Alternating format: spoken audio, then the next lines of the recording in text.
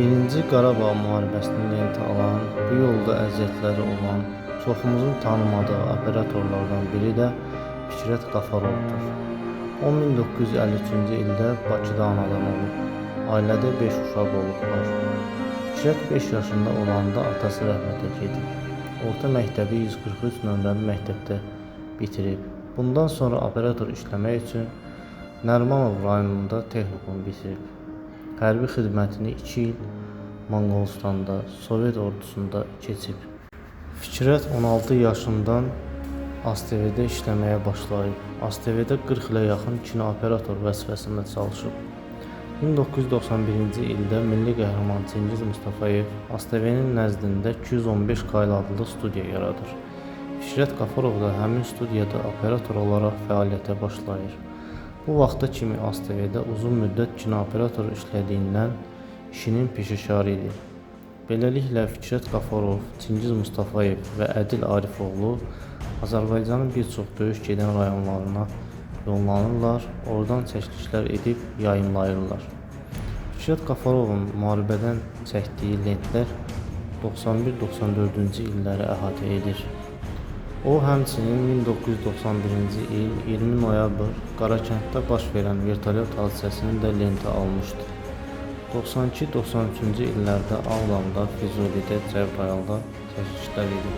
Döyüşən əsgərlərdən alınan müsahibələrin operatorluğunu məhz Fikrət Qafarov edib.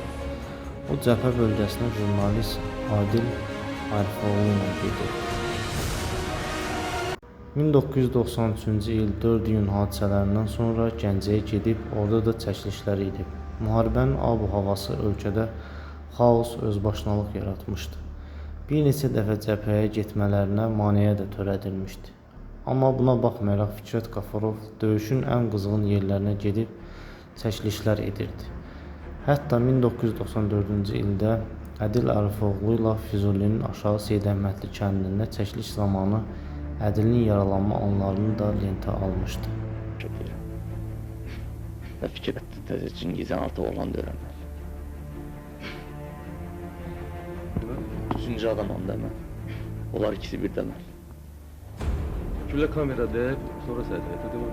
Kamera, mən səfədən kamera olur. Kamera olmasaydı mən Allah rəhmətənə getmişdim. Fikrət, hadisən sən qıraqdan şahid olmuşsan, yəni onun Ədilin yanında olmuşsan. Hadisə nə cür baş verildi? Hadisə bir də döyüşü çəkən vaxtında hücum atışma gəlirdi, çəkirdi, 2 kamera işləyirdi. Deməli elə oldu ki, çəkilişimizi qurtardıq, indi dala çəkilməli idi. Ermənilər şiddətli hücum deməli, güllə yağış kimi yağırdı. Ədil dedim ki, sən gözlə, mən qaçım, sonra görüm, arada görürsən, gəl dağılır. Mən çıxdım da, necə çıxdım orada Allah bilirsin, güllə elə yağırdı ki, qulaqlarımın yanını sesini deşdim, istisini hiss edirdim güllənin. Çıxdım, kameranı yandırmışdım. İkinci kamera isə Ədildəydi. Getdim, düşdüm aşağı, dedim, qışqırdım dağıca, Ədil gəl dağınca, o dedi, hə, gəlirəm. Aşağı düşmüşdüm, bir də onun sesini eşitdim ki, var, uşaqlar qışqırdılar ki, vurublar kimisə yaralı. Mən də kameranı söndürməmişdim.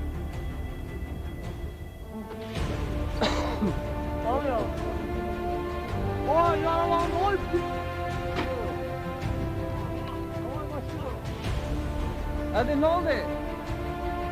Ha? Bana o değildi. Ne oldu? Ben de görüm kameranı. Bana o değil, başa! Ready? Hayır, seni. Bırak. Bana o değil. Allah qoysa çıxar, o qədər şey, komuxçularında görsələri, nə qədər ki, balaca bir anons oldu ki, nə cür olur da, bir hiç anlıq o görüş üzərində çəkdiyimiz çəkilişlərdən. Fikrət özü isə 2 dəfə yaralanmışdı. Hətta bir dəfə 1994-cü ildə hərbi avtomobildə gedərkən ermənilər tərəfindən vurulmuşdu. Həmin hadisədə 4 nəfər həlak olmuşdu. Fikrət isə ağır yaralanaraq yanıq xəsarətlər almışdı. Ən çox üzüldüyü isə çəkdiyi kasetin yanmağı idi.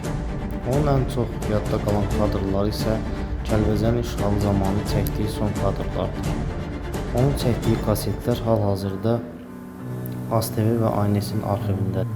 Mənim üçün ən kədərli kadrlar isə Çingiz Mustafayevin ölümündən həmən sonra Ağdamda hospitalın həyətində çəkdiyi Çingizin son kadrıdır. Həmçinin Çingiz Mustafayevin məşhur fotosunun da məhz Fikrət Qafarov çəkib. Bu cür xidmətləri olan insanın dəyəri bilinmədi. Atəşkəsdən sonra ASTV-də fəaliyyətini davam etdirirdi. Bu dəfə operator kimi yox, işıqçı kimi. Çox məyus idi buna görə. Kəlbəcərin işğal kadrlarını tək Azərbaycan yox, bütün dünya izlədi. Amma bilmədilər kimin gözü ilə. Bəli, bu kadrları Fikrət Qafarov çəkmişdi. Bu yolda can qoyan, tarixin ən qarışıq anlarını lentə alıb, güllənin qəlpənin altından çıxıb, həmin görüntüləri xalqa çatdıran adamı ASTV hesab elədi ki, Fikrət işıq sexində işləməlidir. İlahi, insanı qədri bilinməyi üçün məhz ölməlidirmi? Fikrət müharibədə ölməmişdi. Onun xidmətləri heç kim tərəfindən yada salınmadı. Heç nə ilə təltif olunmadı. Fikrət ASTV-nin işıq sexinin işçisi kimi öldü. Müharibənin mükafatlandırdığı anemiyadan öldü. 2012-ci il martın 30-da.